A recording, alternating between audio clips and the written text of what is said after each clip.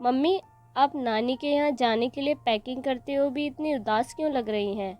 आपको तो खुश होना चाहिए। नानी मामा से मिलने जा रही हैं, पिंकी दीदी सोनू भैया भी मिलेंगे। नहीं नहीं, खुश तो हूँ, बस जाने से पहले क्या क्या काम निपटाने हैं यही सोच रही हूँ।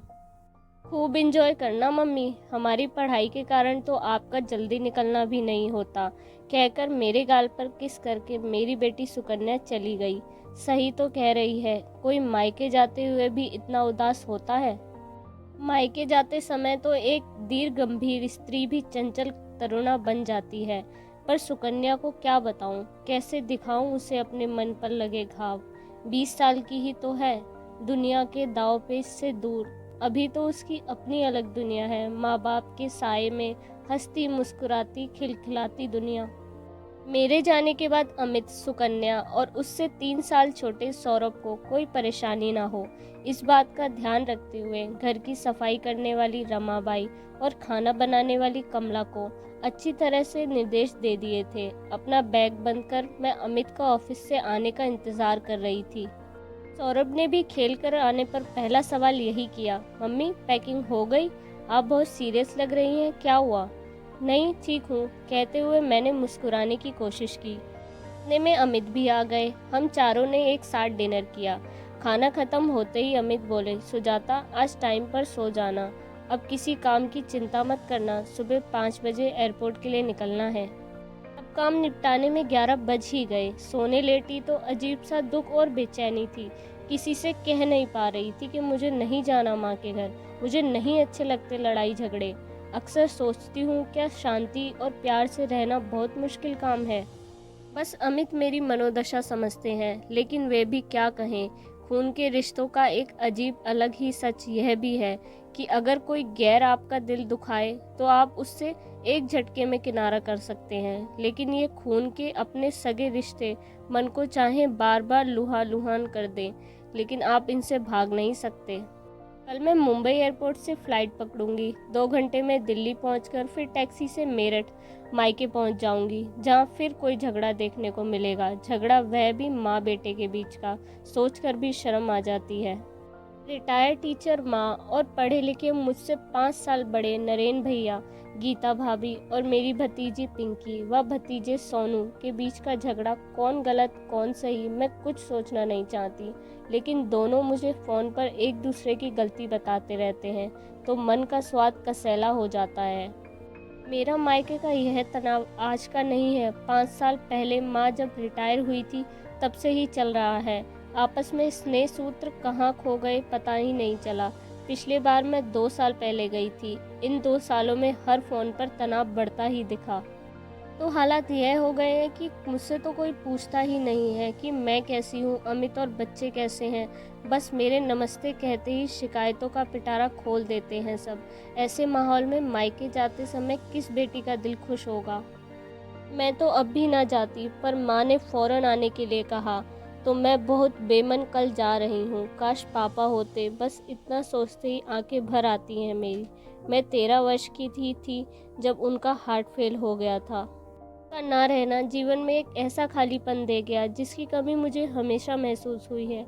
उन्हें याद करते करते मेरी आँख कब लगी पता ही नहीं चला। सुबह बच्चों को अच्छी तरह रहने के निर्देश देते हुए हम एयरपोर्ट के लिए निकल गए। अमित से विदा लेकर अंदर चली गई और नियत समय पर उदास सा सफ़र ख़त्म हुआ। जैसे ही घर पहुंची माँ गेट पर ही खड़ी थी। टैक्सी से उतरते ही घर पर एक नज़र डाली तो बाहर से ही मुझे जो बदलाव दिखा उसे देख मेरा दिल बुझ गया। अब घर के एक गेट की जगह 2 गेट दिख रहे थे और एक ही घर के बीच में दिख रही थी एक दीवार। दिल को बड़ा धक्का लगा। मैंने गेट से बाहर ही पूछा, माँ यह क्या है? कुछ नहीं, मेरे बस का नहीं था रोज रोज का कलेश। अब दीवार खींचने से शांति रहती है। वे लोग उधर खुश, मैं इधर खुश। खुश एक ही आंगन के 2 हिस्से, इसमें खुश कैसे रह सकता है कोई? और मेरी आवाज़ सुनकर भैया और उनका परिवार भी अपने गेट पर आ गया। भैया ने मेरे सिर पर हाथ रखकर कहा, कैसी है सुजाता? गीता भाभी ने मुझे गले से लगा लिया। पिंकी सोनू तो चिपट गए। बुआ हमारे घर चलो। इतने में माँ ने कहा, सुजाता चल अंदर, यहाँ कब तक खड़ी रहेगी? मैं तो कुछ समझ ही नहीं पा रही थी कि क्या हो रहा है, क्या करूँ। भैया ने ही कहा, जा सुजाता बाद में मिलते हैं। मैं अपना बैग उठाए माँ के पीछे चल दी। दीवार खड़ी होते ही घर का पूरा नक्शा बदल गया था। छत पर जाने वाली सीढ़ियाँ भैया के हिस्से में चली गई थी। अब छत पर जाने के लिए भैया के गेट से अंदर जाना था। आंगन का एक बड़ा हिस्सा भी भैया की तरफ था और एक छोटी गैलरी माँ के हिस्से में, जहाँ से बाहर का रास्ता था। आंगन और गैलरी के बीच खड़ी एक दीवार जिसे देखकर मेरे दिल में हौल उठ रहे थे। माँ एकदम शांत और सामान्य थी। नहा धोकर मैं थोड़ी देर लेट गई। माँ चाय ले आई और फिर खुल गया शिकायतों का पिटारा। मैं अनमनी सी हो गई। इतनी दूर से मैं क्या इसलिए आई हूँ कि यह जान सकूँ कि भाभी ने टाइम पर खाना क्यों नहीं बनाया, भैया भाभी के साथ उनके मायके क्यों जाते हैं, बार बार भाभी उन्हें बिना बताए पिक्चर क्यों गई, वगैरह वगैरह। माँ ने पूछा, क्या हुआ, बहुत थक गई क्या, बहुत चुप है।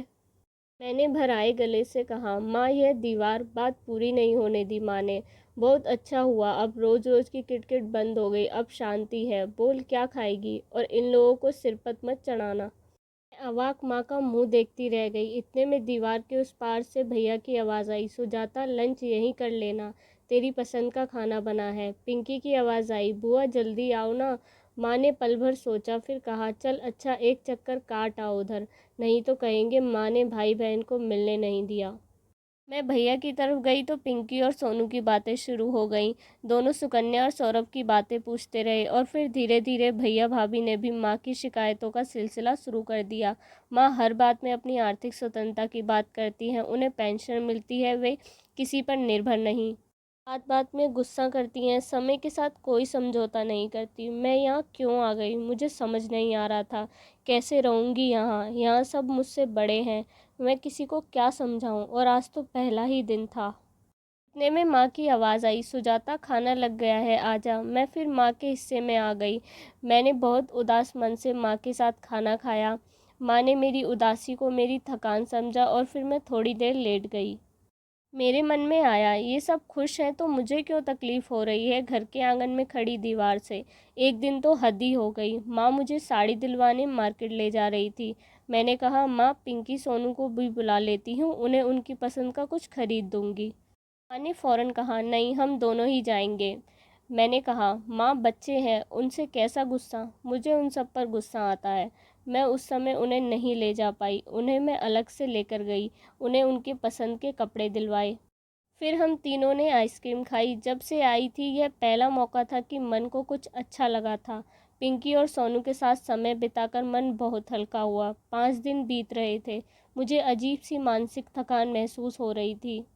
पूरा दिन दोनों तरफ की आवाज़ों पर कभी इधर तो कभी उधर घूमती दौड़ती रहती। मन रोता मेरा। किसी को एक बेटी के दिल की कसक नहीं दिख रही थी। किसी बेटी का मन नहीं चाहता कि कभी वह 2-3 साल में अपने मायके आए तो प्यार और अपनेपन से भरे रिश्तों की मिठास यादों में साथ लेकर जाए। मगर मैं जल्दी से जल्दी अपने घर मुंबई जाना चाहती थी, क्योंकि मेरा मायका मायका नहीं रह गया था। वह तो ऐसा मकान था जहाँ दीवार की दोनों तरफ माँ बेटे बुरे पड़ोसी की तरह रह रहे थे। इस माहौल में किसी बेटी के दिल को चैन नहीं आ सकता। मैंने अमित को बता दिया कि मैं 1 हफ्ते में ही आ रही हूँ। अमित सब समझ गए थे।